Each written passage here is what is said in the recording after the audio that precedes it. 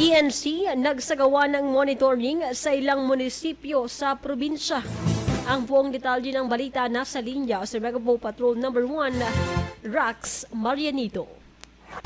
Bicol Network News Report! Nagsagawa ng monitoring activity ang Provincial Nutrition Council o PNC nitong Miyerkules, Agosto 7, 2024 sa munisipyo ng Magallanes at Bulan. Ang pag-iikot sa dalawang bayan ay pinangunahan ng PNC officer na si Grace Hardin. Kabilang sa mga pinuntahan ng grupo ng PNC ay ang mga eskwelahan, community garden, health center, gayon din ang mga tindahan na kalapit ng mga paaralan. Layunin ng nasabing monitoring ay upang makita at masigurong tama at masustansyang pagkain ang inihihain sa mga kantin ng eskwelahan.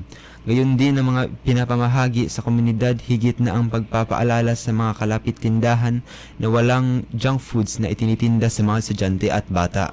Samantala, patuloy din ang kampanya ng PNC upang maabot ang hangarin ng Kapitolyo na mapababa ang malnutrition sa Sorsogon.